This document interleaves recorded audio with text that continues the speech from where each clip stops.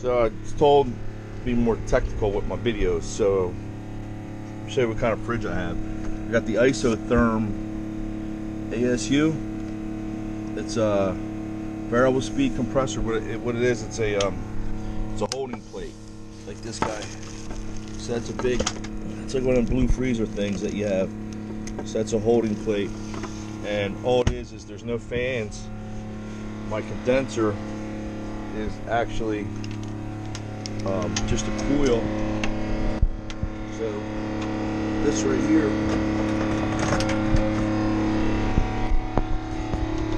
that's where the there's coils. Instead of having a condenser coil that's just below the water line, it just pumps through a coil that's actually within the through hole. So it makes it super efficient. There's no fan in here, there's no pumps, all this is a compressor, that's it. So that makes it super efficient. And this freezer is just a regular run-of-the-mill freezer I got off Amazon, but I got some spray foam. Spray foamed her up, hardwired her in, and that's that. So if you're limited on power, this is the one you want though, the Isotherm. It's pretty slick, the holding plate. It'll actually sense when my motor's running and go at high speed. So once that puppy freezes, it's pretty good. So that's that. Alright, we'll do a little video on provisioning. So when I go off sailing for a while, I use I get this kind of rice. It's already like pre-cooked. You just got to put it in the microwave for 90 seconds. It's more expensive, but it only takes 90 seconds in the microwave, so you're not using all your propane, you're not using all, you're not heating up the cabin, so you can get a lot of different flavors. Are pretty good too. So I usually make rice and beans, and that's a complete meal, complete protein. I usually do that, or I'll put, I know most people ain't gonna like that, but I put mackerel in it. Cans of soup are good too, but they take up a lot of space. They're heavy, they're trash. With these little bags, after you eat the rice, I usually just wash them out so the bag don't stink, and then flatten them all out. And you can fit a whole stack of them like that, as opposed to the cans. So it's either that, or if you like ramen noodles, you can get the ramen and throw these beans in the ramen, throw the mackerel in the ramen, and that's a healthy meal. I use the canned chicken. Basically anything with beans in it, rice and beans, is healthy. So most of the canned stuff's lost its nutritional value, but you just get a ton of these, and they sell pasta too. See, I got one that's a pasta. So you can get all kinds of different kinds. The risotto's good, cilantro lime, mushroom risotto, and like I said, they sell pasta. Same deal. You just put it in the microwave and cook it for 90 seconds, and you're not wasting all water, you're not wasting all the propane, you're not heating up the cabin. And I usually just live on that. Rice and beans with some meat. The Mar-X bars are good for you.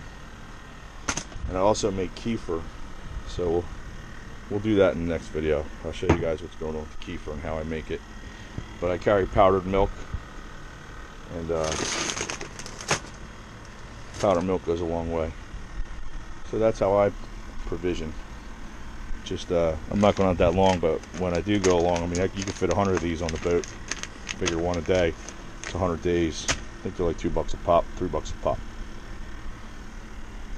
And then for breakfast, I have usually my grits, oatmeal. I have powdered eggs too, so I'll use. You get all this stuff on Amazon, So for powdered whole eggs.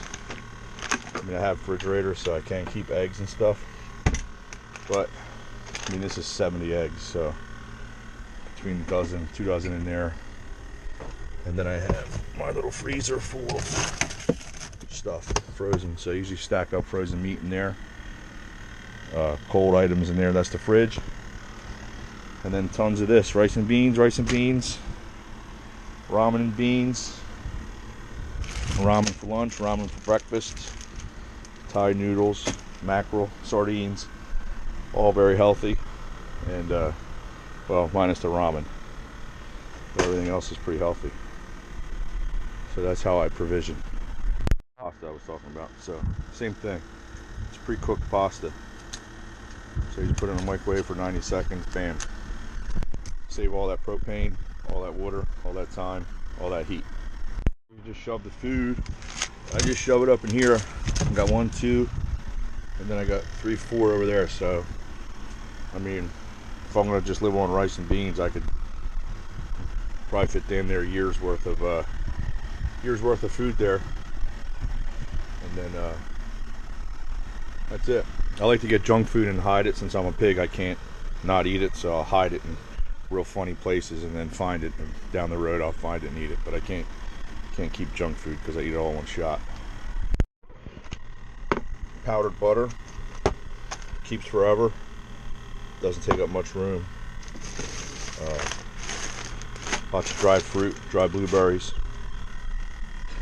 lots of oatmeal, grits, all that shit keeps forever. You know, I got dry bananas down there, and this is the dry milk that I use.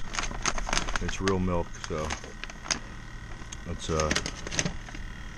good to have. And that's about how we provision here on a sailboat. Toad's food there. What's up, boy? Ice maker from Amazon. So it uses AC, so I run off the inverter, but it's good to have ice, real cold drinks out there. And the amount of space that cold drinks take up in the fridge, it's worth it just to run the ice maker, make some ice, and then use that rather than have the fridge all held up with soda and whatnot. So that's the ice maker. It's like 40 bucks on Amazon. But it really makes you feel good when you're out in the middle of nowhere and you got ice. Well, another provisioning tip is when you go to the store, self-checkout, I grab about every bag they have. So I probably got about 1,000 of them down here. So that way I don't need trash bags. That's it. Try to keep trash to a minimum. Got a little trash can there, and that's it.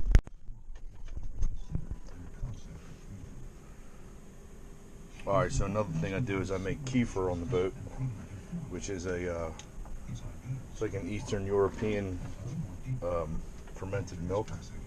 So kefir grains are a group of bacteria that they think they're about 2,000 years old from the Caucasus Mountains in Europe. And what you do is you stick them in the milk. They look like little popcorn kernels. You stick them in the milk, you pour milk in, and you let it sit out for 24, 32 hours, or however thick you want it. What the kefir does is it eats the lactose in the milk, and then secretes some sort of like, I guess some sort of chemical like penicillin that sterilizes everything. So it's just straight kefir and nothing else. And it's really healthy, really, if you're into the probiotic shit, that's like the most heavily probiotic thing you could get. And they say it survives your stomach, so unlike the pills and all that other stuff that they say it doesn't really even survive your stomach, this stuff is, I don't know, if you just Google it, it's pretty interesting. So I'll show you what you do. And that's it, you just pour it out. Them little grains there, they are the kefir grains. So them little guys there are like a colony of bacteria, symbiotic bacteria they say, and that's what eats all the lactose and sterilizes the milk. And as they grow, they multiply, and you just throw them out or give them to the dog or something. That's pretty much it. I try to make kefir every day. It's really healthy. Well, finished off with the provisioning with the good stuff. So I don't know, I like these Gordons. So I got the frozen shit, and like I said, I got the freezer over there. So these are really good too. Korean wontons. Ooh. put them in with the rice and stuff. And then all that rice I have in there, I'll put chicken strips in it sometimes with barbecue, and then rice with fish, beans. So all that stuff is how we provision here on the Sailboat. And I got my freezer there, I just keep it all in there. Keep the bread in there, peanut butter and jellies, and fun stuff, fun. So that's how we do it. I could carry probably about 8 months of food on here, just not the fresh shit. So if I was to stack steaks in there, I could probably fit maybe 25 steaks in there, and then you have fit as many as I could fit over there too. So I can go quite a ways without loading up. And then the goal is to catch fish and lobster though. So